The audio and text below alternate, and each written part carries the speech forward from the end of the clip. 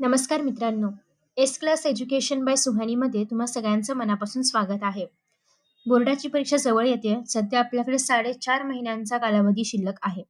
तर माझी स्ट्रॅटेजी काय होती, की मी शेवटच्या 4.5 महिन्यांमध्ये कसा अभ्यास केला होता, त्यातल्या त्यातही आपल्याकडे पूर्ण 4.5 महिने जे आहेत, ते पूर्ण आपण सिलेबस कंप्लीट करण्यासाठी नाही वापरू शकत. कारण आपल्याकडे अजून रिव्हिजन करणं बाकी आहे, पेपर सॉल्व्हिंग बाकी आहे आणि फक्त बायोलॉजी हा असा विषय आहे, की तुम्ही एकदा रिव्हिजन केलं आणि तुमच्या सगळं लक्षात राहिलं, असं नाही होत. त्याच्यासाठी मल्टिपल रिव्हिजन्स गरजेच्या असतात. मग त्या कशा करायच्या आहेत आणि 98 मार्क्स स्कोर करण्याइतपत मी काय-काय केलं होतं किंवा काय मेहनत त्याच्यामागे करायची आहे, कसा अभ्यास करायचा आहे, काय स्ट्रॅटेजी असली पाहिजे, हे सगळं काही आपण आजच्या व्हिडिओमध्ये पाहणार आहोत. सो व्हिडिओ नक्की शेवटपर्यंत पाहायचा आहे. Let us start. सगळ्यात पहिल्यांदा आपल्याकडे वेळ किती आहे ते आधी आपण जाणून घेऊया. फर्स्ट ऑफ ऑल आपल्याकडे आहे सप्टेंबरचे आत्ताचे 15 दिवस आपण पकडूया. ऑक्टोबर संपूर्ण आहे, नोव्हेंबर संपूर्ण आहे, डिसेंबर संपूर्ण आहे आणि जानेवारी. त्याच्यानंतर आपण कन्सिडर करूया की फेब्रुवारी हा पूर्ण महिना एक्झाममध्ये जाणार आहे. प्रॅक्टिकल्स वगैरे असणार आहेत. सो अर्थात जानेवारीमधले पण शेवटचे काही दिवस प्रॅक्टिकलमध्येच जातात. कारण यावेळी एक्झाम ज्या आहेत त्या प्रिपोन झालेल्या आहेत. 10 दिवसांनी आधी होणार आहेत. त्याच्यामुळे जानेवारीमधले पण काही दिवस तुम्हाला प्रॅक्टिकलला द्यावे लागतील.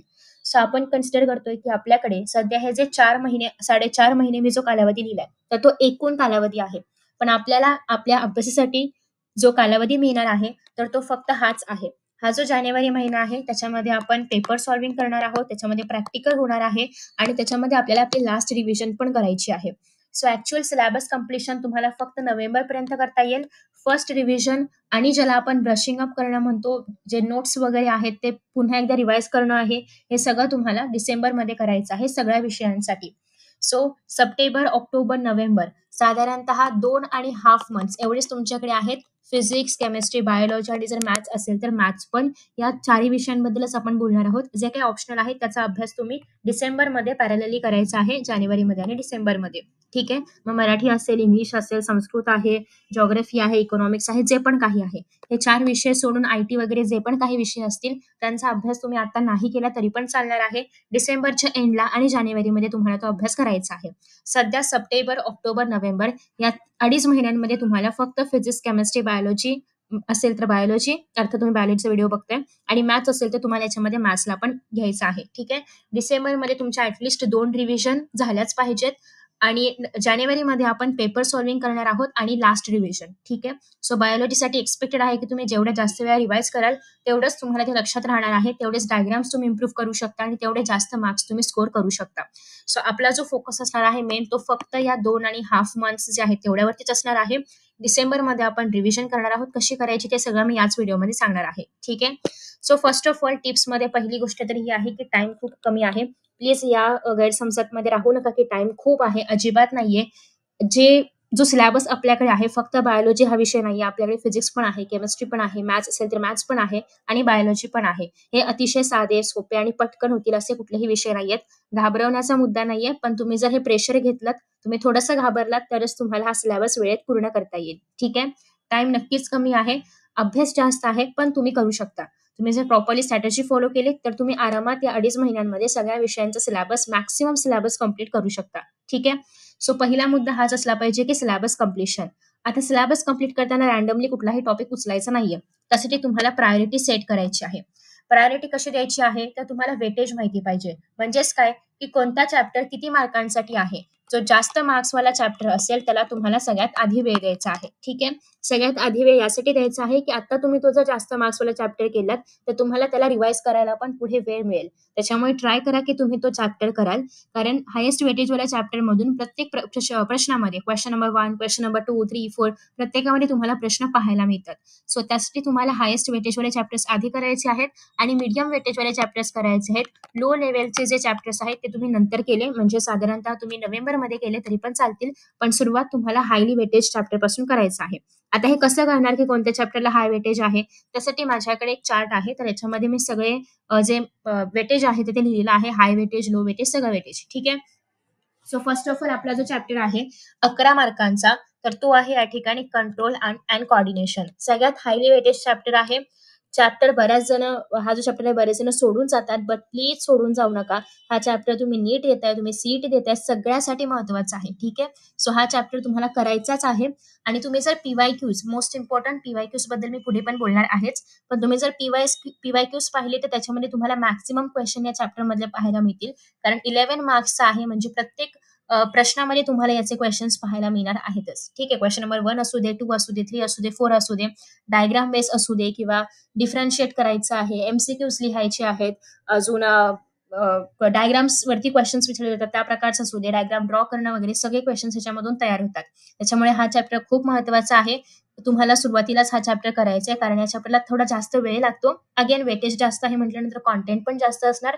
समजायला थोडासा अवघड हा चॅप्टर वाटू शकतो, बट प्लीज ट्राय करा की तुम्ही हा चॅप्टर आधी कराल, कारण हा चॅप्टर करणं वर्थिट आहे. तुम्हाला हा चॅप्टर मार्क्स मिळवून देणार आहे. ठीक आहे. सो हा चॅप्टर करायचा आहे. दुसरी गोष्ट आहे ते म्हणजे रेस्पिरेशन आणि सर्क्युलेशन, 10 मार्कांचा सेकंड हायली वेटेज चॅप्टर आहे. अगेन याच्यामध्ये पण तुम्हाला हार्टचे बरेचसे डायग्राम्स पाहायला मिळतील. बरेचसे म्हणजे हार्ट एकच असलं तरी पण अँटेरियर वेगळा आहे, पोस्टेरियर वेगळा आहे. त्याच्यामध्ये तुम्हाला ह्याच्यामध्ये हार्ट सोबतच इतर बऱ्याचशा गोष्टी पण याच्यामध्ये आहेत, ज्या डिस्क्राईब करायला विचारल्या जातात. एमसीक्यूज मध्ये पण क्वेश्चन येतात, even diagram based question, short note वाले क्वेश्चन, सगळ्या प्रकारचे क्वेश्चन्स तुम्हाला याच्यामध्ये विचारले जातात.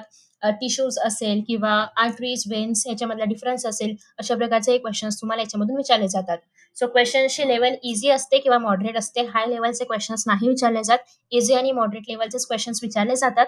आणि मोस्टली जे पीवायक्यूज मध्ये विचारलं गेलेलं आहे तेच रिपीट होतं. त्याच्यामुळे हे 2 चॅप्टर्स सगळ्यात आधी तुम्हाला करायचे आहेत. वेळ नक्की जाणार या चॅप्टर्सला, त्याच्यामुळे खूप वेळ वेस्ट होतोय असा विचार करू नका. ही तुमची इन्व्हेस्टमेंट आहे, कारण हे तुम्हाला जास्तीत जास्त मार्क्स मिळवून देणारे आहेत चॅप्टर्स. ठीक आहे. आफ्टर दॅट नेक्स्ट आहे, आता आपण मीडियम वेटेज चॅप्टर्सकडे पाहतोय, जे की आहे reproduction in lower plants, lower and higher plants आणि अॅनिमल्स. ठीक आहे. दोन्ही चॅप्टर्स अर्थात सुरुवातीचे चॅप्टर्स आहेत. सो तुम्ही जेव्हा जोश मध्ये 12वीच्या अभ्यासाला सुरुवात केली होती तेव्हा पण हे चॅप्टर्स केले असतील. सो मी असं कन्सिडर करते की तुम्ही याच्या आधी ऍटलिस्ट एकदा तरी या चॅप्टरला पाहिलं असेल. अगदीच नाहीच पाहिलंय तर आता हे चॅप्टर्सनी सुरुवात करू शकता तुम्ही आफ्टर रेस्पिरेशन आणि कंट्रोल कोऑर्डिनेशन नंतर. इव्हन आपण असं म्हटलो की कनेक्शन असतं चॅप्टर्समध्ये, बट इतकं काही तुम्हाला कनेक्शन पाहायला मिळणार नाही फिजिओलॉजी मधले चॅप्टर्स आणि रिप्रोडक्शन वाल्या चॅप्टर्समध्ये. सो तुम्ही कुठलाही क्रम कसाही करू शकता, असं इतका काही मोठा इश्यू होणार नाहीये. सो त्याच्यामुळे तुम्हाला ट्राय करायचं आहे की तुम्ही आधी हे चॅप्टर्स कराल आणि मग तुम्ही या दोन्ही चॅप्टर्सकडे जाणार आहात. हे चॅप्टर्स पण अतिशय महत्वाचे आहेत. जास्त करायची गरज नाहीये. जे इम्पॉर्टंट क्वेश्चन्स पीवायक्यूज मध्ये विचारलेले आहेत ऑलरेडी तेवढेच करायचे आहेत. एक्स्ट्रा करायला जाऊ नका. तुम्ही जर पीवायक्यूज मध्ये पाहिलं तर तुम्हाला असे पण काही क्वेश्चन्स पाहायला मिळतील की जे खूप मोठे मोठे आहेत. त्याचे आन्सर्स साधारणतः 2-3 पानांचे वगैरे आहेत.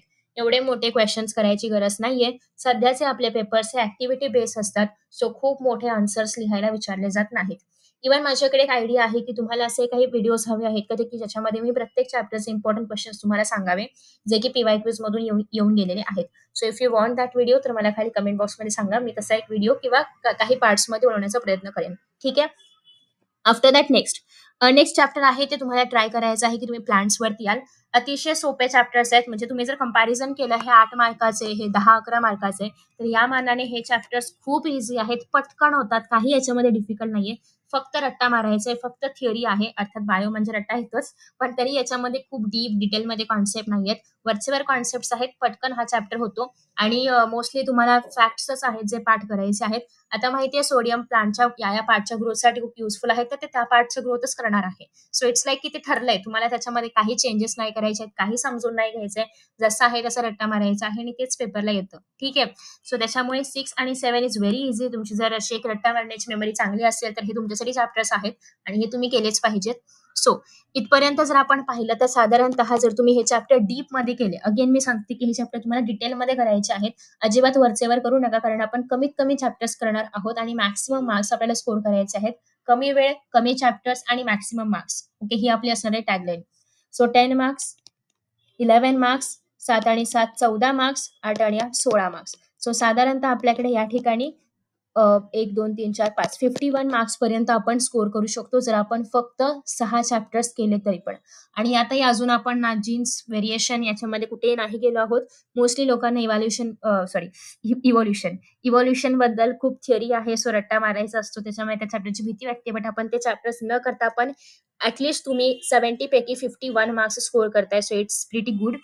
नेक्स्ट असे काही चॅप्टर्स आहेत. आता मी तुम्हाला सांगते काय करायचं. हे जे काही 13, 14, 15 चॅप्टर्स आहेत अतिशय इझी आहेत. चॅप्टरचं वेटेज कमी असलं तरी पण तुम्हाला इथे जास्त डोकं लावायची गरज नाहीये. सो हे चॅप्टर्स तुम्हाला कधी करायचे आहेत जेव्हा एक्झाम जवळ येईल तेव्हा. हे मी यासाठी सांगते कारण हा पूर्ण थेरोटिकल चॅप्टर्स आहे. त्याच्यामध्ये कुठलाही अशी कॉन्सेप्ट नाहीये जी तुम्हाला समजली पाहिजे. हे तुम्हाला आज रट्टा मारायचा आहे, उद्या एक्झाममध्ये जाऊन लिहायचं आहे. टू बी ऑनेस्ट हेच तुम्हाला करायचं आहे. ठीक आहे. मी तुम्हाला कुठलंही असं काहीतरी पडदा ठेवून वगैरे सांगणार नाहीये. मीही हेच केलं होतं आणि तुम्ही पण असंच करू शकता की एक्झामच्या 1-2 दिवस आधी चॅप्टर रट्टा मारायचा असतो. उद्या जाऊन जे काही रट्टा मारले सगळं लिहून यायचं पेपरमध्ये हेच करायचं असतं या 3 चॅप्टर बाबत. ठीक आहे.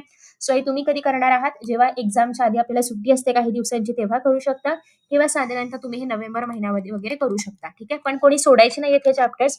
खूप इझी आहेत. तुम्हाला याच्यावरचे जे क्वेश्चन्स येतात त्याचे आन्सर्स पण इझी असतात आणि याच्यामध्ये काही डिटेलमध्ये विचारत नाहीत. वरच्यावर विचारतात, पटकन लिहायचं उत्तर, मार्क्स मिळवायचे, विषय संपला. ठीक आहे.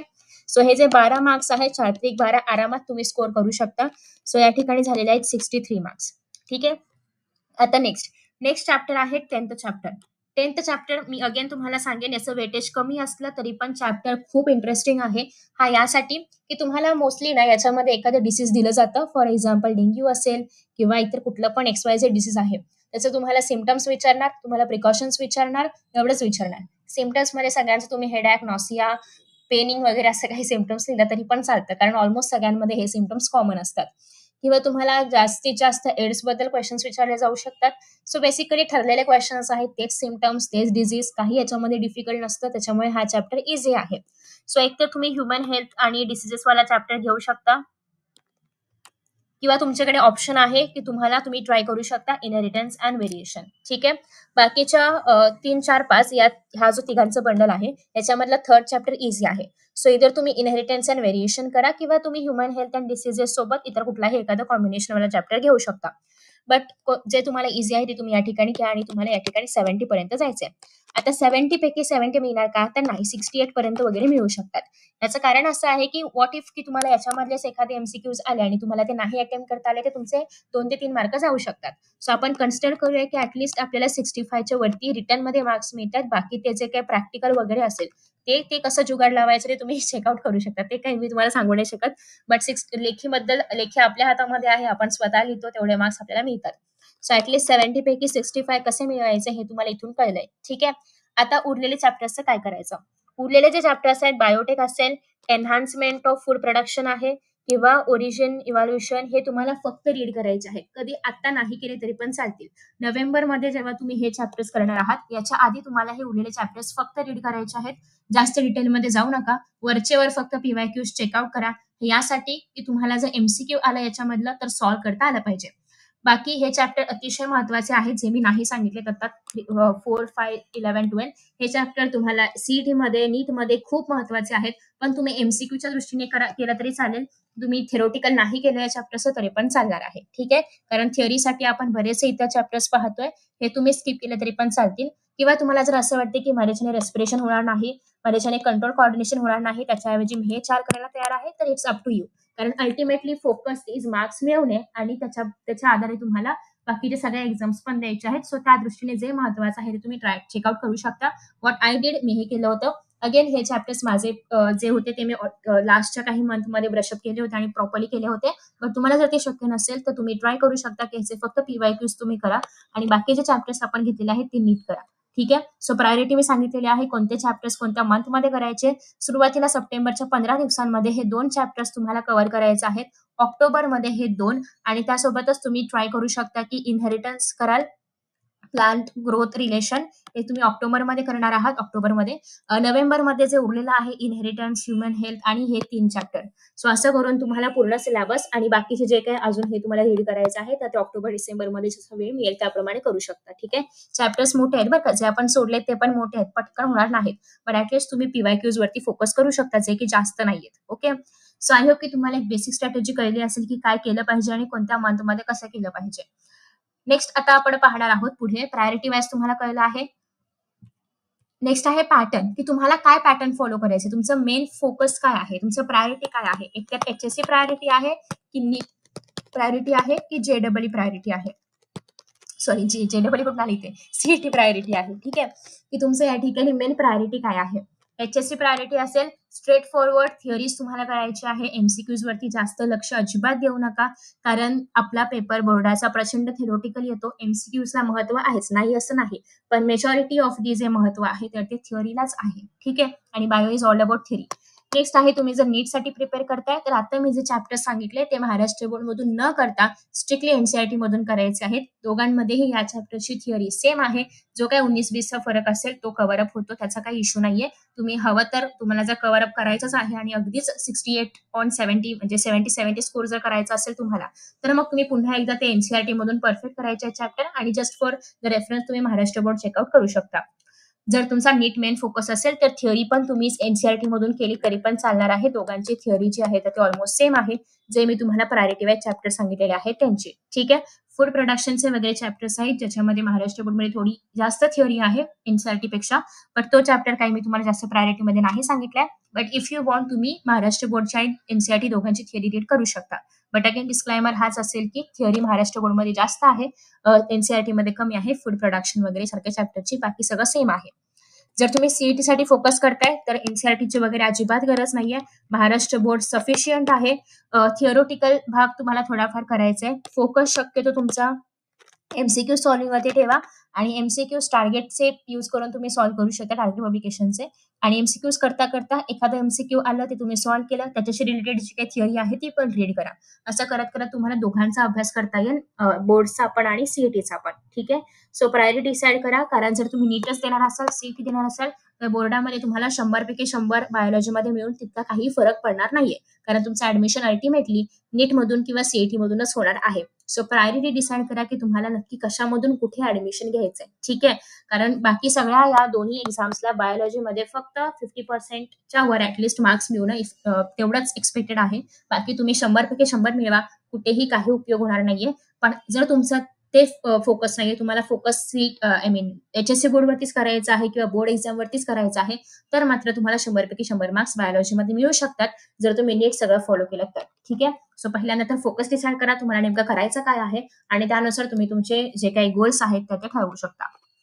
नेक्स्ट आहे PYQs की आहे, अर्थात मी जे बुक फॉलो केलं होतं PYQ साठी तर ते होतं टार्गेट पब्लिकेशनचं. साधारणतः आय गेस रेड कलर मध्ये होतं माझ्या वेळेस, आता माहित नाही कोणत्या कलर मध्ये. सो ते टार्गेट पब्लिकेशनचं बुक आहे 1993 पासून ते काहीतरी आता सध्या आपण 2024 पर्यंतचे सगळे क्वेश्चन्स तुम्हाला त्या बुकमध्ये बघायला मिळतात. मला जर याचं चित्र मिळालं म्हणजे फ्रंट कव्हर मिळालं तर मी तुम्हाला व्हॉट्सअप चॅनलवरती किंवा टेलिग्राम चॅनलवरती अपडेट करेन. सो ते तुम्ही चेकआउट करू शकता. याच्यामध्ये आय गेस हे पडतात, 2 प्रकारचे बुक्स आहेत. एक तर ज्याच्यामध्ये फक्त क्वेश्चन्स आहेत आणि एकामध्ये क्वेश्चन्स अलॉंग विथ आन्सर आहेत.